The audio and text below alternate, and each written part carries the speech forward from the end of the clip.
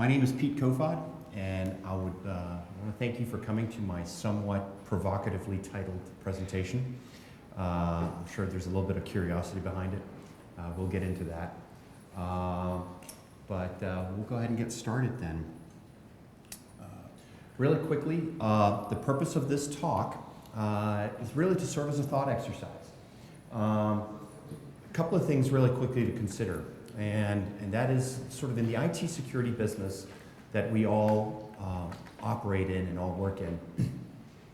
Across the board, regardless of whether it's a very narrow discipline within cybersecurity or whether it's broad or whether we support it sort of in a supporting role as developers or what have you, we're sort of taught to be very, very risk averse when it comes to security.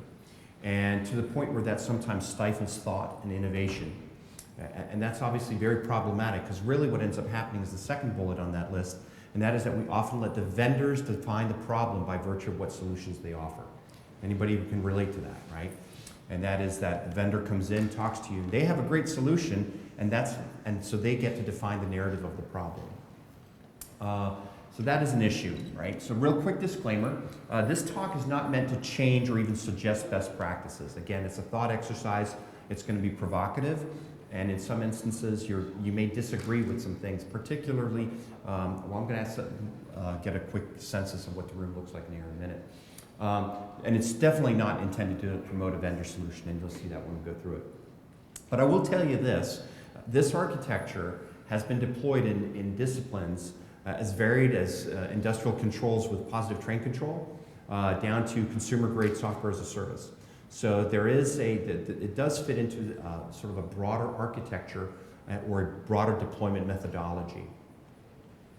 Really quickly, before we sort of get into the definition of cell structure and what we're talking about here, quick show of hands, how many people in this room have participated in a material way in development, integration, or architecture within their organization? Are there anybody in here that only does auditing or compliance and they never touch any systems? Or is there anybody that falls in that category? So, a handful. Okay, so you guys are not going to like me, but everybody else will probably think that there's some cool takeaways here. And if you want to hit me up afterwards, we're perfectly okay with that. I'll give you some suggestions about how you can learn to not hate me. So, moving into that, so what is a cell structure? So in the context of an organization, a cell structure is a means of configuring the command and control and communications of an organization in a manner that is highly resistant to complete compromise of any adversary, regardless of how well motivated or how well equipped they are. Cell structure is commonly seen in insurgency movements. World War II partisans up to today's insurgency. So organizations like Anonymous, organizations like Al-Qaeda, operate in a cell structure fashion. And the fact that they continue to survive and in some instances thrive, I think speaks to the strength and the resilience of the cell structure. So what is involved with configuring a cell structure organization? Well, first of all, the various components, the smallest component, the atomic component of a cell structure organization is, unsurprisingly, the cell. Cells have very, very clearly defined organizational roles. They have very, very defined purposes, but they operate with a high degree of autonomy. They're basically there to do a job, and that's it. But how they accomplish that job within boundaries is up to them. Cells do not need to know the details of other cells. In fact, they don't even need to know whether some of those cells exist, and we'll get into that. Intercell communications is highly restricted and really often only occurs using intermediaries. And we'll get into that as well. Central command, if you could think of that, central command has very limited real-time operational control. So they set the conditions in motion for some kind of an activity to take place. But once that has been established, they really relinquish a lot of control regarding the outcome. So let's take a look at what a cell structure really looks like. So in the middle, what you see right here is we have what's called a command cell. And the command cell is really responsible for establishing the plan or the desired outcome. That's really all they do. You can think of them as a planning cell or sort of the overseer of the desired outcome. But remember what I just said, they do not have significant real-time operational control. So the first thing that they will traditionally do is they will rely on a recruiting cell. The recruiting cell is responsible for going out and obtaining human resources, specifically human resources, in order to be able to perform the various activities that need to take place.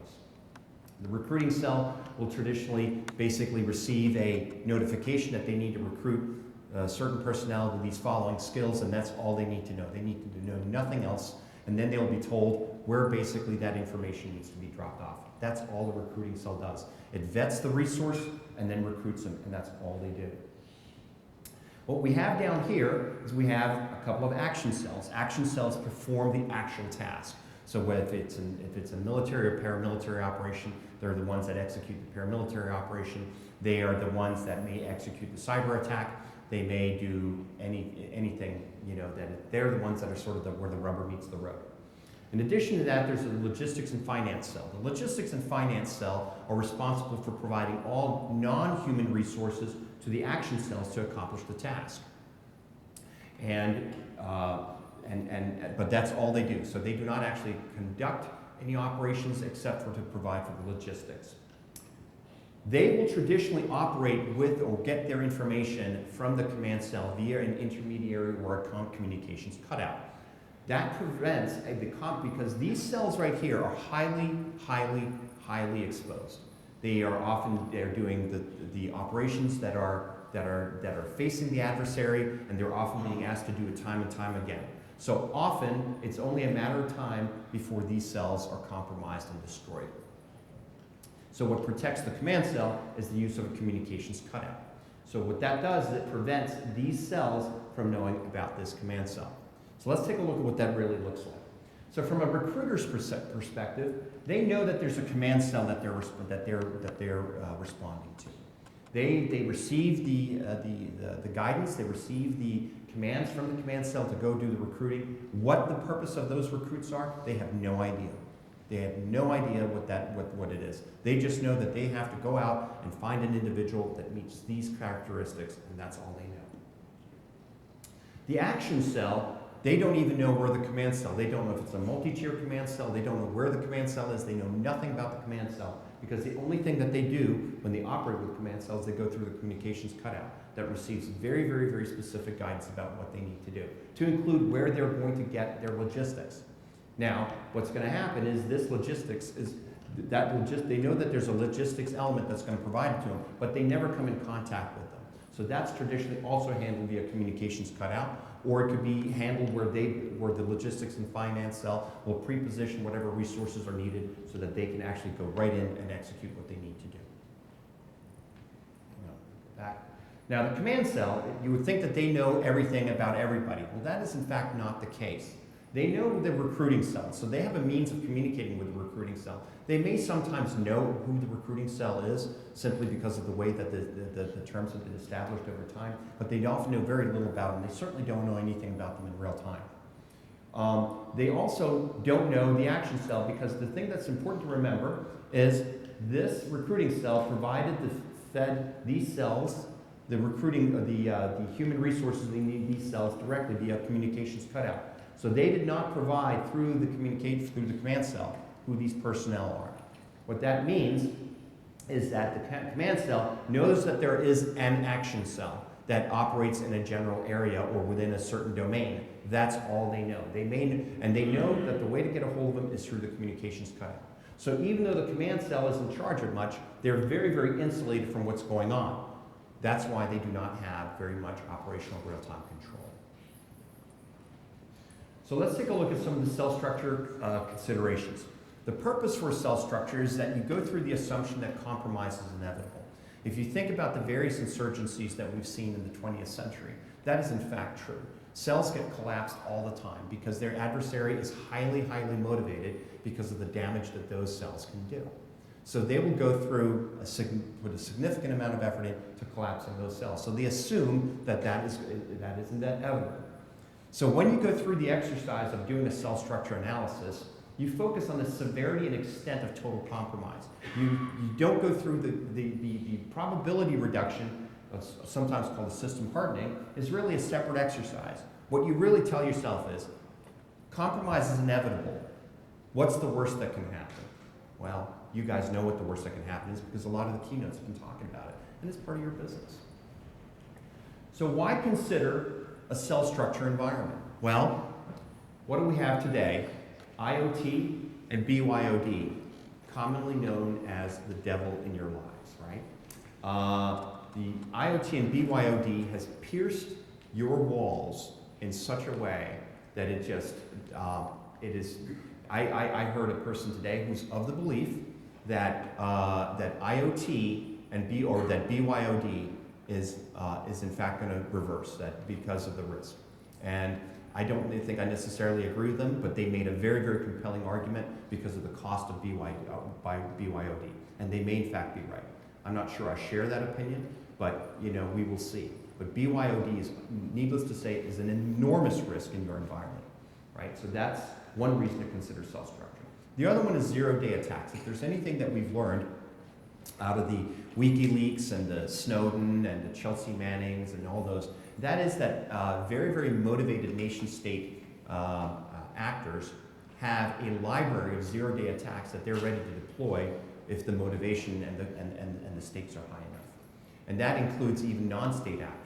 So transnational criminal organizations have these, and they sell them to the highest bidder. So we know they're out there just waiting to attack you.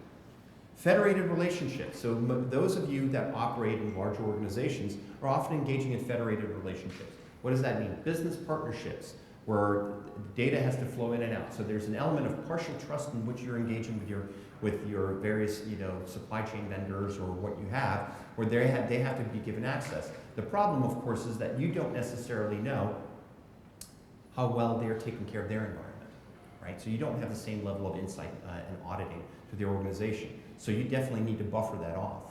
So cell structure can help you there. And finally, temporary requirements, right? So does anybody know what a temporary requirement is? It's a permanent requirement that management doesn't have the energy, time, or inclination to go through and do the actual full process, right? Oh, we just need this really quickly. Yeah, no, doesn't happen. So temporary requirements, so what you can do is by putting processes in place, what you can do is you can still protect when you get the management pressure to override sort of some of the, this discretion being the better part of valor. Okay, so let's take a real quick step here and look at something. And this is just sort of a little bit of a mind bender that I'm going to put you through. And I'm going to touch on the holy grail of all attackers, and that's identity management. We're not talking about identity, but if they can compromise your identity management environment, how bad is that, right? I mean, that's a disaster. That's about as bad as it gets, right? So what are they? That's why they aggressively go after directory services, CAs, and cryptographic engines, right? Those things, if they can get into that, man, they've hit the mother lode. Well, think about this. Central authentication, is it not one of sort of the tenant principles of security that you manage it there? Okay. What's the other one? Defense in depth, right? Is it defense in depth? We talk about that. Well, let me ask you this. If you lose the central authentication, do you still have defense in depth? Just think about that, right? Because how often is the external firewall, the internal firewall, the routers, the operating systems, how often are they all authenticating against the identical central authentication directory services? Just something to think about. Not saying that it's right or wrong, just think about that though. Okay, so let's take a look at some technology analogs from a cell structure security. And then we'll sort of get into an exercise. We'll actually show how some of these actually play out. So the communications cutout. One of the things that we have found ourselves doing with some of our customers is saying, you know what, take a look at using queuing services and using messaging services that are socket-based or web-based protocols. There is an element of cutout that you can employ when you use message-based services. And so that's something in which, particularly if you can enforce the message flow, the sender and the receiver don't necessarily actually have to sort of link hands and talk to each other that way. Distributed cell functions, right? So what are some of the distributed cell functions? Well, best practice, right? Take the root CA offline. Right? Things like that. So, and then use differentiated intermediate CAs so that the compromise of an intermediate CA automatically sort of, you've basically implemented an element of cell structure at that point. And then, what are some of the things in which you can do compromised cell response? So I think, one of the things that we're seeing right now, the next step in virtualization, and we've seen it in the last 3-4 years, is the emergence of containers such as Docker, right? What does Docker do for you? Among a lot of other things, yes, it makes your software portable.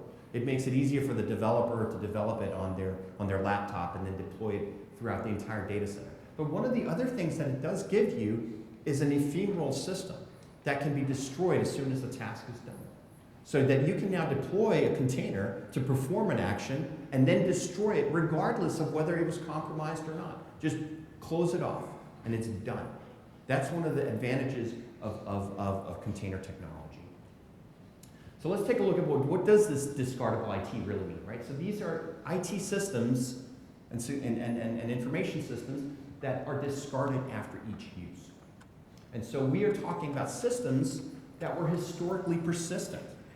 And why were they persistent? Because it was just simply too expensive from a process and a labor and a technology perspective to spin up after every single time. So you just leave these things running all the time. Well, guess what? The cloud, and particularly the public cloud, has really turned that on its head. The public cloud, because you now basically pay almost per compute cycle, certainly per hour, you can now perform the task and shut it down, and it's done. Basically, it's discardable IT. It's something, of course, that anybody that goes shopping at Christmas, they already know about, right? They create their discardable email address for shopping so they don't have to get all their spam and all their invitations for whatever vacation, whatever holiday sale is coming up. So that protects that. So discardable email addresses, we can thank Yahoo, Hotmail, and Gmail for that. Another one is a non-persistent end-user platform. So you're seeing a lot of vendors out there are now actually developing end-user computing platforms that go away after every single time. Disposable browsers that run in the cloud, disposable desktops that run in the cloud, and so forth. So we're seeing discardable IT basically match up against the onslaught of BYOD to protect the enterprise. Let's take a look at a sample cell structure application as it applies in your environment. And then think about your applications that you're deploying, your infrastructure that you're deploying. Where does this fit in? I guarantee that you'll find a couple of applications where this is something you go, this might be something that we could make work. So what we have here, so this is a traditional sort of a 3-tier application. And we have a client that needs to go through an authentication gateway. And so that's a socket-based connection right there. But it could also be a messaging-based connection, but let's, for the sake of argument, say that it's a socket-based connection. They need to perform a certain task, and they need access to a resource that's going to do some compute and perform some kind of an activity inside of your environment. Well, you don't let them talk to that instance, to that compute resource right away. I mean, why would you do that? So instead, what you do is you go through something like a message router. So that's essentially the intermediate cutout. And the intermediate cut, this message router takes the requests and says, let's take a look at this. So this is the AMQP connection right there. And that message router then says, oh, this kind of activity needs to take place, but we're not going to use something that's been sitting there and waiting for a while and may have all sorts of bad information or poor configuration management or what have you. What we will do is we will sort of go to this stem cell right here, if you will, so the resource creator, and we'll say, create this worker for us. So create a worker for us that we just need for this period of time. And this thing is locked down so tight, nobody knows about it. The only one that it'll do is it'll accept information from it'll accept commands from the message router, nothing else. And it's done in a messaging fashion. And it spins up this compute resource. And as soon as that compute resource comes online, a message goes back to basically through the message router that then notifies us, you can now perform this task via messaging. This, of course, activity is completely overseen by identity management, and the identity management is done also protected via our cutout, or in our case, AMQP. And so what we now have is we don't have socket-based connectivity to go in there and tamper with it. In addition to that, we, of course, in the model of an offline root CA, we managed to maintain an offline master key identity management system. As soon as the job is done by this activity, it's destroyed. Done. So whatever had happened, it's done. Now, those of you who are in the auditing business, those of you who are in the compliance business, you're cringing right now. You're like going, how am I going to be able to do any forensics on this? What if something happens? I don't know what's going on. We can talk about that afterwards, but we have certainly done this where we basically, all activity, every single activity gets signed and it goes off to a logging system that's completely offline, that goes into, and every single activity is signed. In fact, one of the things that we're looking to want to do is to actually leverage the blockchain so that not only is each log entry, granted non-repudiation in and of itself, the entire log from the beginning of time gets stitched to this log file so that if anybody wants to go in and change history, it breaks the blockchain. It's just some thoughts there. So that's a separate conversation. So let's go through a real-world example, and this is a real-world example that we were engaged with, and this involves an M&A firm. So the M&A firm was responsible for a very, very, very sensitive acquisition. A very, very promising smaller technology company was looking to be acquired by a very large technology company, and they didn't want the deal to be leaked. So, and there was a lot of sensitive information surrounding it, particularly regarding IP, regarding their sales, their employee contracts, and some litigation. So they needed an environment in which the seller and the buyer could come together and collaborate securely. And so these were the, okay, yeah, I touched on that. But they needed to operate this or engage this merger activity completely separate from their ongoing operations. That's how sensitive this was.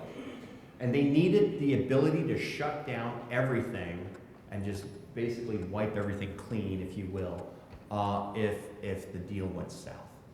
And so they went through an exercise of what, we assisted them with this. And so this sort of further matured this model. And here's what ended up happening. Believe it or not, they established a sealed environment in the public cloud. And so they developed an isolated identity management for this activity alone. And then they established a full collaborative environment, including VDI, so that all the financial personnel could have access to Excel and do whatever number crunching they have to do. But they could also bring data in, but they couldn't bring it out. And it was set up in an environment that looked just like this. So users from both sides were able to come in here, do what they needed to do, access the various resources, including desktops, storage, servers, databases. They could do all that in a completely sealed environment, and then when everything was done, they could shut it down. It provided complete insulation not only between this activity and their organizations, but it also provided great insulation inside of this activity. So I'm going to sort of get into some final thoughts here really quickly. Zero-day exploits really dictate that containment has to now become a proactive exercise, right? So most containment exercises today are a fire drill. We spend a lot of time on hardening, and we should, but we don't go through the process of saying to ourselves, is there a process for containment post-compromise? And while we talk about it, let's face it, it's not something that we engage with in our organization because it's very, very difficult to go through that drill. So what we really have to, and what cell structure security does as a thought exercise, is it forces you to think about what are some of the elements that you can naturally decouple. What are some of the pieces that just don't need to be sitting right next to each other? What are some of the things that don't even need to know about each other and certainly don't need to have any authority over each other? And shadow IT and BYOD will accelerate sort of the need to deliver discardable IT. So what you're seeing right now inside of your organization, right, is the need to be able to segregate and sit there and monitor these things. And so those of you who work in auditing and compliance, you're like going, this is a nightmare. Because now instead of having everything sort of rolling up into sort of a seam kind of a thing, you're now like, oh, I have all these little things. Well, if you design it so that it collapses gracefully, then what happens is you don't need to sit there and constantly maintain this thing. Because as we know, you have system bloat. Everybody has system bloat. So all these things that live forever, this allows for these various cells, as soon as that a compute activity has taken place and it no longer needs to exist, you can destroy it. But the key, of course, is that it has to be destroyed in a way that the process has dictated that it must be destroyed. And that's what the purpose of cell structure security is. So I'll give you a quick background. So I've been in the security space for about 20 years. Before that, I was in the military, in the US military. And we focused heavily on studying cell structures. And not from an IT perspective, but from a human perspective. And one of the things that we noticed was, that cell structures are highly, highly resilient. They sort of, even though those command cells, you knock out a command cell, 2 or 3 months later, everything is back and running again. Right? It's like a game of whack-a-mole. And so that's a very, very, very difficult thing. So you want to be the one that survives this environment. What is it about cell structures that makes that such a unique or such a desirable configuration? Well, where do these cells traditionally operate? They operate in highly hostile environments. They operate in an environment where 360 degrees around them, there are entities that are the adversary. Right? So they don't have sort of a safe place to operate. Where they operate, everything else around that is hostile. Well, does that sound like the environment today? Right? Today, the joke was, the firewall is dead, and we no longer just can have linear defenses in depth. Well, it's true. Every single component that you're now having to expose, mandates that it must provide its own security. So security is now built in, not bolt on. Well, cell structure security allows you to build it in as a process. That's the rationale behind cell structure security. So that's my talk. Any questions? Yes, sir. Yeah, that's pretty interesting. So I'm just curious, I know you mentioned this was a thought exercise. Yeah. How far have you taken this? Oh, no, we've deployed it. We've fully deployed it. Yeah, absolutely. So our product, right, so I'm not talking product here, but our product uses this all the way through soup to nuts. Absolutely. So my question is, have you come across enterprises of, let's say, hundreds of employees using cell structure for their IT? We have customers that have thousands of users that are using it, right? I can tell you, there's a separate aspect that we're involved with, that positive train control. So the positive train control system that we're talking about, which is a big initiative in the United States, is using some of that as well. They're destroying resources as they don't need it. Because they're very, very, anything when you start to get involved with that, they're figured out there are elements that obviously are running real-time operating systems, and you can't do this with an RTOS, obviously, right? But you can certainly do it at the messaging layer, and that's what they're doing. There was another, yes, sir. Go ahead. For organizations that have like a single sign-on identity management solution set up already, how do you go about moving into this sort of structure? So that would be this guy right there, right? So you would still have that. You don't have to destroy the identity. You don't have to. The example that I gave with the M&A, they chose to stand up an isolated identity. But what you could do is, right, is you like when we talked about the intermediate CAs, you can highly divide up your identity management system and then bring maybe the root system offline, and then have federated trusts, or if there ever has to be federated trusts, because there may not need to be that. And so you can still do that, and then have that. This is what we're calling the message router. Basically, it may send in sort of an LDAP over AMQP query going in there.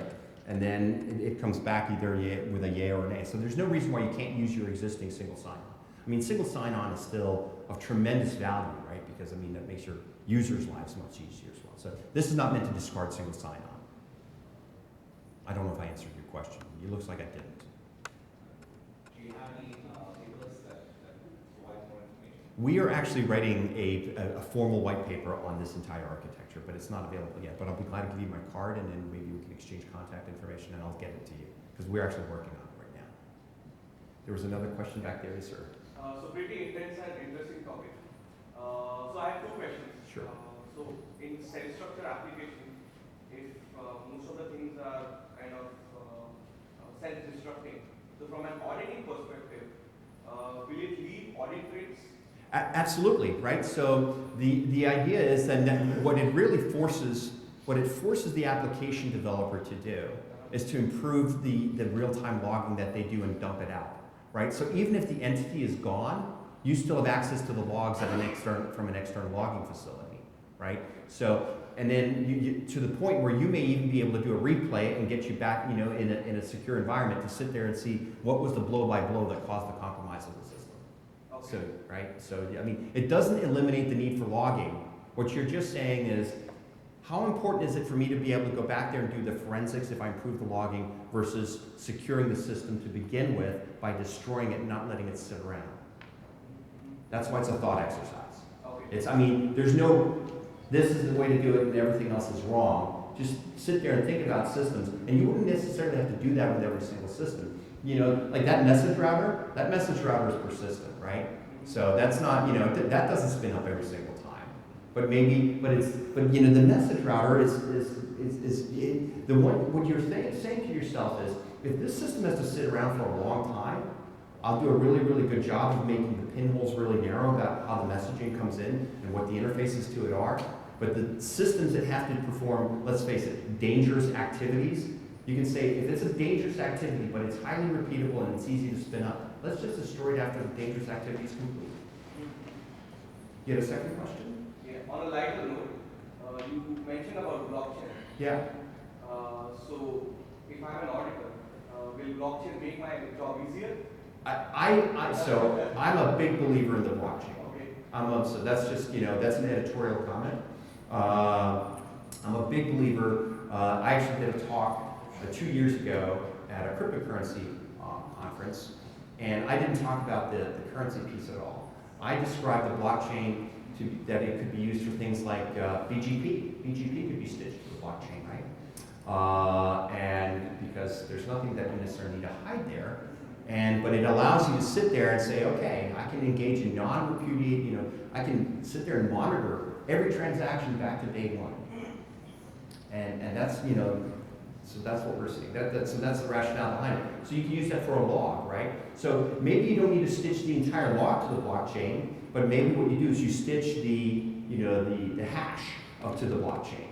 And then you can see, okay, this was taken out. Well, guess what? There's, you want to sit there and you basically run a signature match of the blockchain. You say, this was deleted, but this was stitched on the blockchain. There's something missing in here. Right? Thanks. Yes, sir. Could you explain the difference between network access control technology and system? Because So network access control technology. So give me an example of one, because are you talking about like what kind of network? Give me an example. Okay. Yeah. Yeah. Then based on the device identity, Yeah.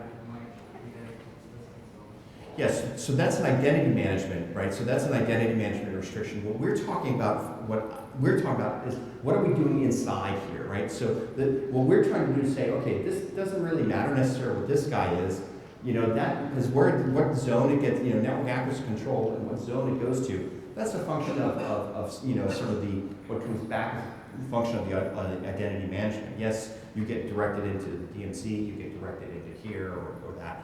What we're talking about here is sort of an exercise that decouples the systems in your back office, right? So we really protect. So basically, the idea is that what you want to do is you want to say, okay, think back to what the original premise of the exercise is. Assume compromise, right? Not the protection is part of the exercise, but assume compromise. If you assume compromise here, or here, or here, the idea is that compromise right here should not automatically mean that these guys are compromised, right? So that it's a thought exercise a little bit in a different direction, okay?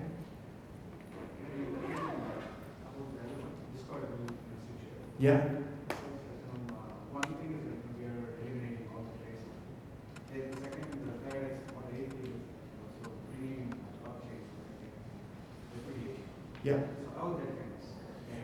No, so the idea is that you're eliminating the element that could serve as a risk, but you're keeping the history that was associated with that element, you know, in a log file and stitched to the blockchain or how that kind of, you know, it's not about the blockchain, but you have a mechanism that you still have complete historical archiving so that those that are in the auditing and compliance business, they can say, I don't really like that, I don't have that asset available anymore, but at least I know everything about what happened, right? And so what you do is you sit there and you say to yourself, here's the exercise that we've gone through. We said, okay, we removed the footprint in time, we removed the attack surface of the entity, but we still know a lot about it. Maybe Yeah, and well, like anything else, right? I mean, if you have horrible logging, right, even if the system's alive, that's not going to tell the compromised system, if you don't know, right? I mean, it's only as good as what you can recover historically and do your replay on. So it doesn't change that exercise. There was another question? Yes, sir. So, Peter, I get how this would be a great solution for an entity or organization that's very concerned about security. Yeah. What you just made in terms of understanding one place has been compromised, by isolating it, you're going to just restrain the compromise. So my question to you is, if I have a prospect or customer or organization, and let's take the security objection off the table. Maybe that's not the primary concern. Is there a pitch or a message around this architecture that says, if you do it this way, yes, you're going to be more secure, but is there a cost component? Can you say it's cheaper? Well, absolutely, right? Because as we go to the cloud computing, what are we paying for? Compute out, right? So if you're destroying entities, I mean, that's certainly something that, you know, we're seeing that, you know, there's cost savings associated with, but that's no different than anybody else, right? Where you have, you know, these, you know, continuous integration systems that bring systems up and down, and, you know, scaling up and down. So there's an element that's associated with that where you're saving cost. I guess, I mean, that would be, I would say that. If you think about this though, that you do bring up a good question. If there are traditional persistent compute platforms that incur an ongoing cost, that's sort of historically, and we haven't changed it because that's just the way we always did business, that they run 24/7. Now we sit there and we go through the exercise. Say, is this something that we can basically destroy after each instance? The exercise of going through this and through this thought exercise can sort of elicit some ideas and say, you know, we don't really need to run this guy all the time. He's really only there to do this task once, you know. I'll give you an example. Imagine an application that is a reporting application for compliance reasons or whatever. And you have a large employee base that have to log in and perform some kind of an activity. But they all have to do it the last 2 days of the quarter, and the rest of the time that application has zero purpose. Right? We have a customer like that. And so this works out for them. Did that answer your question? Yes, I do. Okay, thanks. Any other questions? Thank you very much for coming. I appreciate it.